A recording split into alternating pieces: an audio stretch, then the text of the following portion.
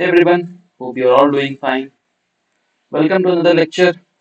आज हम डिस्कस करने वाले हैं अबाउट इंफॉर्मेशन आर्टिफिशियल इंटेलिजेंस. पिछले क्लास में हमने इंफॉर्मेशन सिक्योरिटी पढ़ी थी. आर्टिफिशियल इंटेलिजेंस, तो थोड़ा आप सिलेबस देख सकते हो खुद ही और आप खुद आइडिया लगाओ कि ये सारे टॉपिक्स हमें कवर करने हैं जल्द से जल्द, क्योंकि मैक्सिमम लोगों के कल एग्जाम्स हैं. तो हमें इस तरह से कवर करने हैं कि आपको कंसेप्चुअल सब चीज़ें अंडरस्टैंडिंग भी हो जाए. मेरा मैं इसको हम लोग आज डिस्कस तो करेंगे. आज हम यूनिट वन डिस्कस करेंगे, ऑब्वियस है, सबको पता ही होगा, यहाँ सब व्यूअर्स हैं रेगुलर से. तो आज हम डिस्कस करेंगे यूनिट वन. आज बोल रहा हूँ, अभी डिस्कस करेंगे यूनिट वन इस लेक्चर में. और हम ट्राई करेंगे कि सारे के सारे लेक्चर्स जल्द से जल्द हम डाल दें. अब इसके लिए मैं क्यों बोल रहा हूँ, क्योंकि सारे नोट्स मैंने बहुत मेहनत से रेडी कर लिए हैं, देख सकते हो आप. तो उम्मीद तो है कि आज डाल सकते हैं हम, पर लेट्स सी क्या होता है, क्योंकि सब चीज़ एक्सप्लेन करना. तो इसमें मैंने कुछ कुछ गोल्स रखे हैं. पहला गोल तो ये है मेरा कि मैं उनको टारगेट कर रहा हूँ जिनके कल एग्जाम्स हैं. तो जिनके कल एग्जाम्स है उसके लिए मैं क्या करूँगा, हर टॉपिक के वो चीज़ें, ताकि वो टॉपिक आपको याद रहे, क्योंकि एग्जाम में लिखने के लिए आपको याद रहना जरूरी है. अभी मैं आपको कुछ भी कॉन्सेप्ट पढ़ा दूँ, उसका कोई फायदा नहीं अगर आप उसको याद ना कर सको. तो द मोस्ट इम्पॉर्टेंट थिंग जो अभी हमें लोग को सीखनी है, फोकस करनी है, किसी टॉपिक में डेप्थ में जाने के बजाय हम ये ट्राई करें कि उसको हम किस तरह से बेटर याद कर सके, ताकि हम एग्जाम पे रिकॉल कर सके, उसे लिख सके. तो वो तभी हो पाएगा जब हमें कॉन्सेप्ट की अंडरस्टैंडिंग ही होगी. ऐसा नहीं कि मैंने ऊपर ऊपर से पढ़ा दिया, बट हम उतने डेप्थ में, जितने डेप्थ में उसको जाना चाहिए उतने डेप्थ में नहीं जाएंगे. rather देन एग्जाम में फोकस करेंगे, क्योंकि that is the need of the time. अगर हम एक्चुअल में कंसेप्ट में घुसते रहेंगे तो मैं 1 घंटा मेरे को सिर्फ ये करने में लग जाएगा यूनिट वन में. और ये कॉन्सेप्ट तो एक्चुअल में 4-5 घंटे का है, क्योंकि इसमें ग्रीडी बेस्ट फर्स्ट सर्च, ए स्टार, ए स्टार, इस सब पे न्यूमेरिकल्स बनते हैं, ये सारी ह्यूरिस्टिक सर्चिंग स्ट्रेटेजीज, ये सारी चीजें. तो अभी तक मैंने ये फोकस किया है इसमें कि मैं हर टॉपिक को कवर करूं, क्योंकि आरजीपी में हमेशा हम यही करते हैं कि हर टॉपिक को कवर करेंगे, बट एक सर्टेन डेप्थ पे. ऐसा नहीं कि बस ऊपर ऊपर से सरफेस लेवल पे पढ़ा दिए, एक सर्टेन डेप्थ पे जाएंगे, पूरी चीजें सीखेंगे अच्छे से, उसके प्रॉपर नोट्स बना के डायग्राम के साथ एक्सप्लेन करेंगे और चीजों को कॉन्सेप्चुअली बिल्ड करेंगे, ताकि एग्जाम्स में हम लिख सकें. Okay, let's start. So unit one हमें क्या पढ़ना है यूनिट वन में, like introduction to artificial intelligence. वही बेसिक आर्टिफिशियल इंटेलिजेंस क्या होता है, जो कि बच्चे को अभी उठा के पूछोगे वो भी बता देगा. Like science of making machines like humans. Same है कि हम एक मशीन थे हमारे पास, मशीन्स को हम ह्यूमंस की तरह लाइक मिटिगेट करना चाहते हैं. बेसिकली उसे हम ट्रेन करना चाहते हैं कि वो मशीन जो है वो ह्यूमंस की तरह बिहेव करे, थिंक करे, logical abilities, problem solving, learning, decision making, ये सारी चीजें ह्यूमंस की तरह करे एक मशीन. तो ये मशीन देख सकते हो आप, ये डायग्राम है मशीन का, जो प्रोसेसर से बाहर सर आ रहा है, ये जो कि आर्टिफिशियल इंटेलिजेंस है. ये एक्चुअल में ये डायग्राम भी मैंने आर्टिफिशियल इंटेलिजेंस से बनवाया है. That is a good thing. किसी ने पहचान लिया होगा तो अच्छी बात है, पर ठीक है. तो मैंने सोचा कि डायग्राम भी शुरू करते हैं एआई से ही. ओके, सो ये तो बेसिक डेफिनेशन है एआई का, जो कभी पूछ नहीं सकता, क्या पता पूछ भी दे. तो प्रॉब्लम आज के टाइम पे एआई कौन कौन से प्रॉब्लम सॉल्व करता है, कॉम्प्लेक्स रियल प्रॉब्लम्स कौन कौन से हैं. Natural language processing, it means कि नेचुरल लैंग्वेज प्रोसेसिंग या अंडरस्टैंडिंग कुछ भी हो सकता है. इट मींस कि हम जो क्वेरी देते हैं, हम इंग्लिश में लाइक चैट जीपीटी में रिस्पॉन्सेज देते हैं, हम इंग्लिश में प्रोवाइड करते हैं. तो चैट जीपीटी कैसे इसको इंग्लिश में समझ लेता है यार, कि इसने इंग्लिश में दिया तो इसको मेरे को रिस्पॉन्स भी इंग्लिश में मिलता है, जबकि हम सब जानते हैं कि कोई भी मशीन जीरो और वन में चीजें समझता है. तो here comes the role of natural language processing. ये बहुत वीक डेफिनेशन है कि ये इंग्लिश जो हम या कोई भी हिंदी या कुछ भी देते हैं चैट जीपीटी को, वो मल्टीपल स्टेजेस में उसे फिल्टर आउट करता है, उसके बाद उसको कंप्यूट करता है, प्री प्रोसेस करता है. ये सारी चीजें करने के बाद जो रिस्पॉन्स, ये सारी चीजें जीरो वन में ही होती है. और इसने खुद ही कन्वर्ट किया English to zero one, binary में इसने खुद कन्वर्ट किया, बाइनरी में सारे ऑपरेशंस किए. और मल्टीपल एलएलएम मॉडल भी है, वो अलग चीज है, पर कंप्यूटेशन कुछ हद तक इसी टाइप में होता है, और जो हमें रिस्पॉन्स मिलता है वो इंग्लिश में मिलता है. This is called natural language processing. तो अगर मैं एक बेसिक डेफिनेशन दो नेचुरल लैंग्वेज प्रोसेसिंग क्या है, तो इट्स लाइक कि ह्यूमन से बात करने के लिए हम ह्यूमंस की भाषा का प्रयोग करें. किसी मशीन को ये चीज बताए कि ह्यूमंस की भाषा में कोई मशीन हमसे बात करे, और सामने वाले को ऐसा लगना चाहिए कि कोई मशीन हमसे बात नहीं कर रहा, एक ह्यूमन हमसे बात कर रहा है. Like for example chat GPT का, जब हम चैट जीपीटी से बात करते हैं तो हमें काफी हद तक ऐसा लगता है कि यार कोई ह्यूमन हमसे बात कर रहा है, ना कि कोई मशीन बात कर रहा है. ठीक है, तो यही एक नेचुरल लैंग्वेज प्रोसेसिंग की बेसिक अंडरस्टैंडिंग, एक सोल है, मैंने आपको सोल बताया। फिर next is vision and speech recognition. Obviously game playing ऐसा नहीं कि मशीन मस्त बैठ के गेम खेल रहा है अपना, ऐसा नहीं। गेम डेवलपमेंट में एआई काम आता है। गेम में क्या लॉजिक, लाइक चेस, चेस अपने आप में आपको मूव चलते हो चेस में, तो उस मूव में कौन सा बेस्ट मूव है या उसकी जगह कौन सा बेस्ट मूव चला जा सकता था, ये सब चीजें चेस में होती है हमारा। तो game playing, robotics, planning, scheduling, medical diagnosis, इस सब चीजों में आज के टाइम में रियल वर्ल्ड प्रॉब्लम्स में एआई हेल्प कर रहा है। और एआई के कुछ चैलेंजेस भी है। क्या चैलेंजेस है जो चैलेंजेस एआई फेस कर रहा है आज की डेट में? लाइक इनकम्प्लीट इन्फॉर्मेशन, अगर आप कुछ सवाल पूछते हो और आपने ठीक से कंटेक्स्ट दिया ही नहीं, तो वो कुछ और समझता है, तो हमें क्या इन्फॉर्मेशन कभी कभी इनएक्यूरेट भी मिल सकती है। तो it is very necessary for us to give a complete information. तो ये चैलेंजेस है आज की डेट में। फिर यानी कि मान लो फॉर एग्जाम्पल कोई कोई सब्जेक्ट है, कोई सब्जेक्ट या ऐसे कोई भी चीज है जिसके इनफ इन्फॉर्मेशन नहीं है। फॉर एग्जांपल चैट जीपीटी के पास भी नहीं है, किसी के पास नहीं है इनफ इन्फॉर्मेशन। तो उसके लिए आपको डेटा इन जो रिजल्ट आएगा वो एक्यूरेट नहीं आएगा ना, क्योंकि उसका डेटा ही आपके पास नहीं है, इन्फॉर्मेशन इनकम्प्लीट है। अनसर्टेन इन्वायरमेंट्स, लाइक अगर आपने कोई एआई को किसी ऐसी इन्वायरमेंट में यूज कर रहे हो जब वो जहाँ वो सुटेबल नहीं है। फॉर एग्जाम्पल एक चैट जीपीटी को आप प्रोग्राम लिखने के लिए दे रहे हो, एक स्पेस प्रोग्राम जिसमें स्पेस क्राफ्ट उड़ रहा है या इस टाइप की कुछ मैथमेटिकल ऐसे high competition high risk projects दे हो, तो उस पॉइंट पे वो सुटेबल नहीं, क्योंकि उसकी अपनी कैपेसिटी होती है कि वो कहाँ तक अपने पावर को या अपने लॉजिक को एक्सटेंड कर सकता है इन द सेंस। तो एक इन्वायरमेंट भी बहुत जरूरी फैक्टर होता है। चैलेंज भी है कि ऐसे इन्वायरमेंट में जब बहुत क्रिटिकल हो रिजल्ट, एक एक पॉइंट से चीजें फेल हो सके या सही हो सके, वहां पर हम इन्वायरमेंट का भी एक फैक्टर देखते हैं कि हम क्या यूज कर रहे हैं उसमें। नेक्स्ट इज चैलेंज, और next challenges like high computational complexity. Obviously एक एआई मॉडल रन करता है तो कंप्यूटेशन तो लगता ही है, तो कंप्यूटेशनल पावर काफी लगती है। अब कुछ टेक्निक्स के बारे में पढ़ते हैं जो हम आगे चैप्टर्स में पढ़ने वाले हैं। ये सब चीजें ऐसी हो गई कि चैलेंजेस क्या थे, ये बहुत बेसिक थी, तो प्रॉपर्टीज इसकी नहीं, नॉट लाइक एआई टेक्निक्स में हमें पढ़ना है searching, like exploring alternative ways to reach goals. Next is knowledge representation. ये सब चीजें अपने आप में एक यूनिट है जो हम पढ़ने वाले आगे आने वाले टाइम पे। सर्चिंग, सर्चिंग मीन्स अपने ऑल्टरनेटिव गोल्स को, लाइक ऑल्टरनेटिव ऑप्शंस को ढूंढना in search of a goal. Knowledge representation, facts को, रूल्स को स्टोर करके रखना, नॉलेज को स्टोर करके रखना। Inference, drawing a conclusion from the known facts. For example अभी बारिश हो रही है, लाइक बारिश हो रही है अभी, तो क्या होगा, रोड्स भी गीले होंगे, और रोड्स गीले होंगे तो एक्सीडेंट भी होगा। यानी कि बारिश is equal to accident.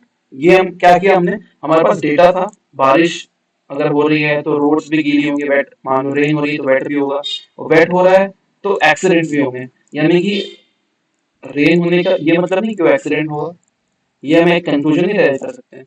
Inference ये बहुत बेसिक है, पर एक कंक्लूजन डिराइव करना नोन फैक्ट्स, कि हमें ये पता था, हमें ये पता था तो हमने ये डिराइव कर दिया। इस बारे में आगे पढ़ने वाले हैं। Learning, learning means improving performance based on experience. Like obviously किसी मॉडल का अगर एक्सपीरियंस उसमें हम और डालते रहेंगे in the form of a reinforcement learning model, कि कोई मॉडल के जो रिजल्ट्स आ रहे हैं अगर वो रिजल्ट्स और बेटर हो सकते हैं तो मॉडल को और अच्छे से ट्रेन करेंगे, और बेटर रिजल्ट दे, फिर और बेटर रिजल्ट। तो कंटिन्यूस इंप्रूवमेंट से क्या होता है, परफॉर्मेंस बढ़ जाती है, एक्सपीरियंस बढ़ जाता है मशीन का। अब इसका एग्जांपल एक टिक tac toe problem in AI. तो एक सिंपल टिक टैक तो सबको पता ही है, देखो इस टाइप का होता है। जिसको नहीं पता भाई तो अब बहुत अच्छे रास्ते पे चल रहे हो। एक्स विंस, जीरो विंस, तो ये टिक टैक टू का एग्जांपल है। तो ये भी एआई के थ्रू आप सॉल्व कर सकते हो tic tac toe. The representation of game states 3x3 board, use strategies में मिन मैक्स एल्गोरिथम यूज होता है। अब मैं चाहता हूँ तो यहाँ मिन मैक्स बता सकता था, पर मिन मैक्स एल्गोरिथम हमें आगे पढ़ना ही है, तो वहां भी पढ़ लेंगे सीधा। तो आप मिन मैक्स एल्गोरिथम वहां याद रखना, और इसको अगर टिक टैक टू प्रॉब्लम एग्जाम में आता है तो आप ये सारी चीजें लिखना और वहां के मिन मैक्स प्रॉब्लम को यहाँ लिख देना, तो आपको सब चीजें क्लियर हो जाएंगी। तो learn from winning and losing moves, कि आप कोई एक या तो हारेगा कोई एक जीतेगा, या ड्रॉ भी हो सकता है। Example deterministic, turn based, zero sum games, ये सब चीजें हम अभी पढ़ने वाले हैं। डिटर्मिनिस्टिक क्या होता है, टर्न बेस्ड क्या होता है, zero sum game. Zero sum game means या तो एक विनर होगा या एक और एक लूजर, या तो एक विनर होगा या तो एक लूजर होगा। वही एक विनर एक लूजर होगा, मतलब एक साथ दो विनर नहीं हो सकते, एक साथ दो लूजर नहीं हो सकता। सर्च ट्रीज और लाइक इवैल्यूएशन फंक्शन, ये सब चीजें अंडरस्टैंडिंग के लिए हम इसे बना सकते हैं। ठीक है, टिक टैक टू गेम है, इसमें मेन हमें याद रखना है, it is a min max algorithm इसमें यूज होता है टिक टैक टू में, इसको एआई के थ्रू खेलने के लिए या एआई से ऑटोमेट करने के लिए। नेक्स्ट टॉपिक हमारा है, इसके हिसाब से ही हम चल रहे हैं अभी तक, problems on AI technique, tic tac toe problem, intelligent agents. अब इंटेलिजेंट एजेंट्स क्या है, अब मैं सीधा एजेंट्स के बारे में आता हूँ कि दो चीजें होती है। देखो, एजेंट होता है, इन्वायरमेंट होता है। एजेंट वो होता है जो एक्शन परफॉर्म करता है, लाइक रोबोट हो गया, कोई सॉफ्टवेयर हो गया। इन्वायरमेंट वो होता है जहां वो सराउंडिंग, जहां एजेंट परफॉर्म करता है एक्शंस, जहां एजेंट काम करता है, like factory floor, website, website में कोई सॉफ्टवेयर वेबसाइट पे काम कर रहा है, कोई रोबोट फैक्ट्री फ्लोर पे काम कर रहा है। तो इन्वायरमेंट वो सराउंडिंग है जहां एजेंट काम कर रहा है, और एजेंट वो है जो कोई पर्टिकुलर एक्शन परफॉर्म कर रहा है। Next is like nature of environment, मतलब इन्वायरमेंट के अलग अलग डिफरेंट नेचर हो सकते हैं। फुल्ली ऑब्जर्वेबल भी हो सकता है, लाइक चेस का एग्जांपल ले लो, जिसमें क्या है, एजेंट कैन सी एवरीथिंग। यानी कि जो मान लो एक कौन भी है चेस में, या एक किंग है, किंग के पास भी ये इसके पास सारे परमुटेशन कॉम्बिनेशन खुले रहते हैं। किसी भी समझो किसी भी आप एक एग्जांपल ले लो, चेस का ही एग्जांपल ले लो। चेस में क्या है, सारे परमुटेशन कॉम्बिनेशन को पता है, आप क्या चलोगे, कैसे कर सकते हो, ये सब चीज आपको पता रहती है। उसे हम फुल्ली ऑब्जर्वेबल बोलते हैं। पार्शियल ऑब्जर्वेबल होता है लिमिटेड परसेप्शन, लाइक एक ड्राइविंग इन अ फॉग। अगर आप कोई रोबोट या उसमें आप लाइक फॉग में ड्राइव कर रहे हो, फॉग इन द सेंस की जानते ही होंगे फॉग में क्या ही बताऊं। तो फॉग में आप ड्राइव कर रहे हो, तो देर इज अ लिमिटेशन कि अगर किसी कोई रोबोट को कितना भी ट्रेनिंग दे दे, उसके बाद भी मे बी ऐसे चांसेस आएंगे कि वो ठीक से ड्राइव ना कर सके, क्योंकि वो पार्शियल ऑब्जर्वेबल है। हमें पूरी चीजें नहीं पता कि आने वाले टाइम में क्या होने वाला है। डिटर्मिनिस्टिक, जिसका नेक्स्ट स्टेट प्रेडिक्टेबल हो, like calculator. The first means random behavior possible, stock market, like stochastic means like, अब समझो कि स्टॉक मार्केट क्या है, तो उसमें क्या रैंडम बिहेवियर हो सकता है कभी भी स्टॉक मार्केट में, लाइक अप हो सकता है, कभी भी डाउन हो सकता है, कुछ भी हो सकता है, तो हम ट्रेड करना मुश्किल होता है हमारे लिए। एपिडोस, episodic means current action does not affect next, like email classification. Like हमने कुछ भी ऐसा कुछ क्लासिफिकेशन किया, लाइक स्पैम, स्पैम क्लासिफिकेशन किया कि एक ईमेल से, इस ईमेल में हम ये कंसिडर करना है कि ये ईमेल स्पैम है, तो वो इफेक्ट नहीं करेगा बाकी ईमेल्स को। ये हमने एक कैटेगरी सेट की, तो बाकी ईमेल्स को इफेक्ट नहीं करेगा। इस टाइप की चीजें हैं, मतलब एक इन्वायरमेंट सेटअप करने का तरीका है। वैसे तो आपको इसमें मुश्किल से दो याद रखने हैं या तीन याद रखने हैं मैक्स टू मैक्स, तो आप तीन याद रख लो।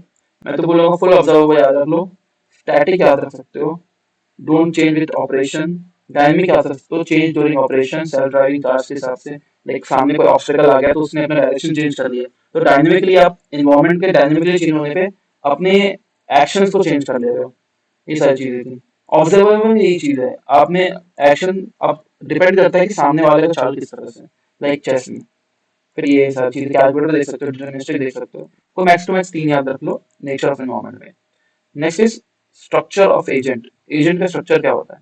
तो this is a intelligent agent structure. यहाँ पर हमारा इन्वायरमेंट होता है, अब इन्वायरमेंट के हिसाब से ये जो एजेंट है उसके पास एक सेंसर रहता है। वो सेंसर आप देख सकते हो इसमें। फर्स्ट इज सेंसर, सेंसर जो होता है इनपुट लेता है, तो इसने इनपुट लिया है कि कहाँ पर क्या हो रहा है, सब चीजें। फिर एक्चुएटर्स जो होते हैं आउटपुट देते हैं।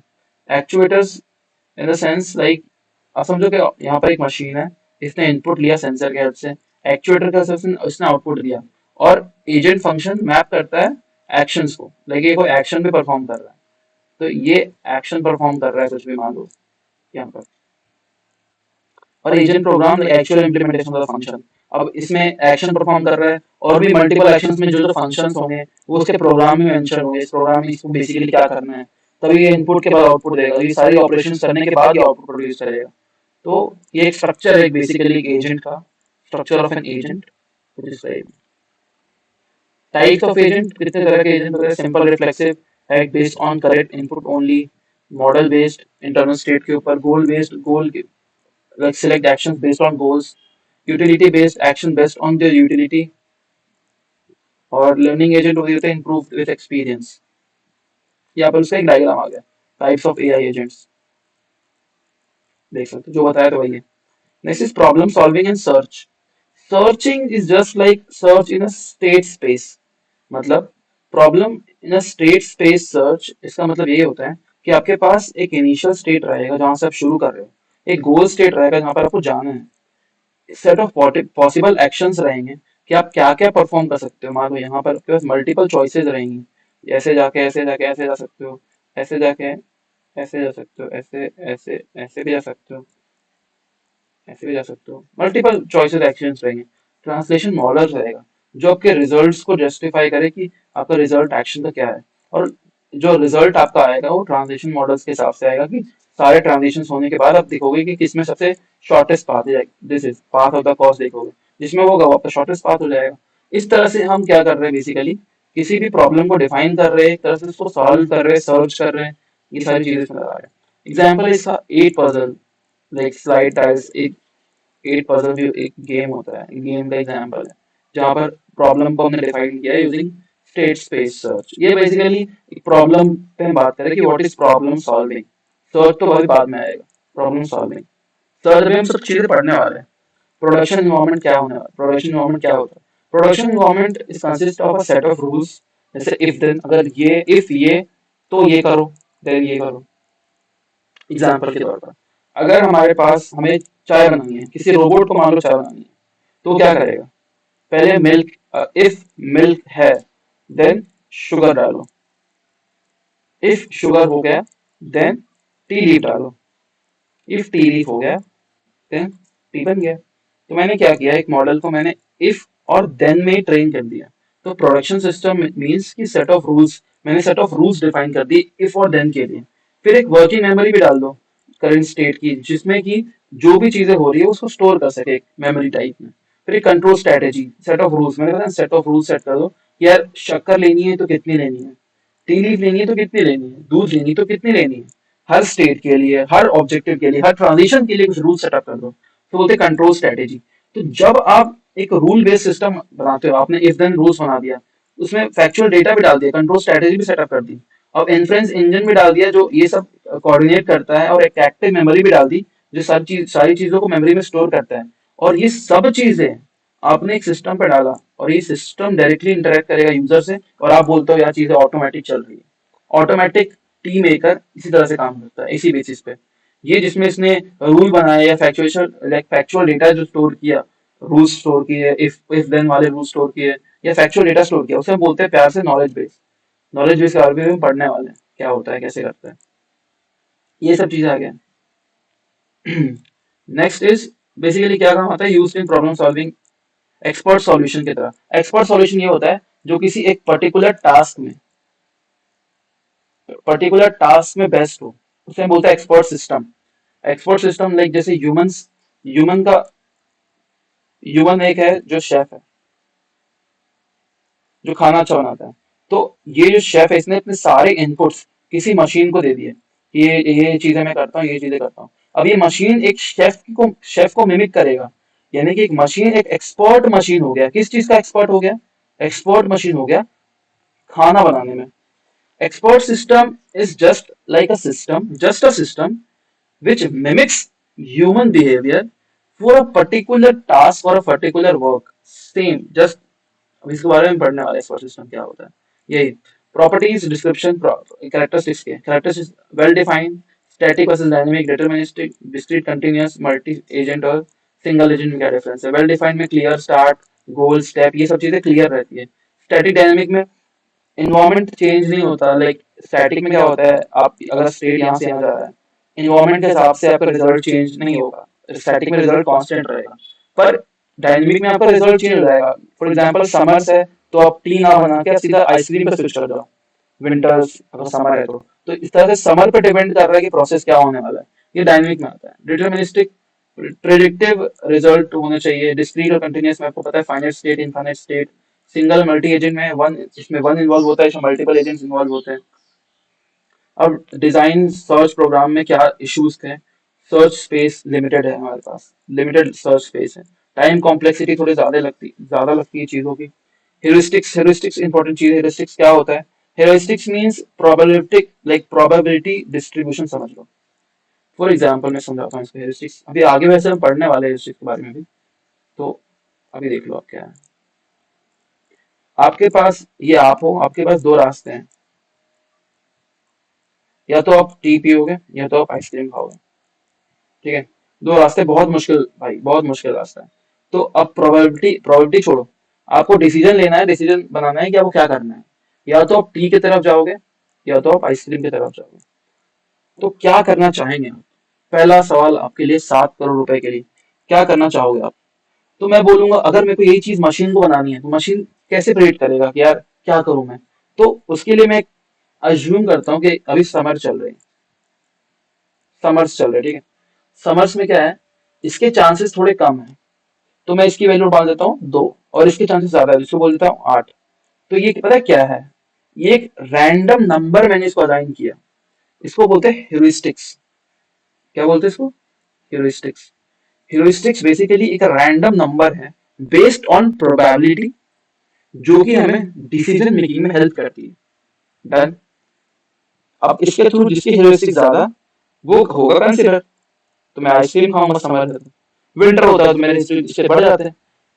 तो ये एक छोटी मोटी लेकिन बहुत जरूरी बात थी जो मैंने कर ली आपके साथ ह्यूरिस्टिक्स के बारे में, जो हम आगे डिस्कस करने वाले हैं। A star algorithm, A star algorithm based on heuristics man. ये सब चीज पढ़ने वाले हैं। ऑप्टिमैलिटी सबको पता है, which is the best solution. Completeness, solution मिला या नहीं मिला यार, नहीं मिला तो कंप्लीट नहीं है, मिल गया तो कंप्लीटनेस। और एक समरी टेबल आपके लिए बनाई है कि मैंने जो भी चीज पढ़ाई है ऊपर, आप इससे देख के रिवाइज कर सकते हो in short range of time. और इसी के साथ हमारा फर्स्ट यूनिट बहुत ही अच्छे से खत्म हो चुका है। कुछ भी इसमें ऐसा नहीं था आई थिंक सो जो समझने के लिए दिक्कत होनी चाहिए, क्योंकि इट्स जस्ट थ्योरेटिकल टॉपिक्स है। ऐसा कुछ भी नहीं है कि हमें समझ में नहीं आ रहा। आपको समझ में नहीं आ रहा तो आज के डेट में बहुत सारे सॉल्यूशन है, खुद भी एआई का यूज करो, चैट जीपीटी यूज करो, या कुछ भी एआई वगैरह, या कोई भी गूगल यूज करो, बेस्ट तो गूगल है, सारी चीजें मिल जाती है। तो ये सारी चीजें यूज करो। एआई पढ़ रहे हो, थोड़ा एआई यूज भी करो। चीजें समझ में नहीं आई क्योंकि मे भी ऐसी चीजें हो सकती है, क्योंकि हम डेप्थ में नहीं जा रहे ना, तो किसी की क्या पता कोई डेप्थ में सोच रहा है, उसको वो चीजें ग्रास्प नहीं कर पा रहा जो चीजें बतानी चाहिए। तो दिस इज द थिंग, हम नेक्स्ट यूनिट कवर करेंगे इसके बाद, यूनिट 2। तब तक के लिए thank you for watching, thank you for your time.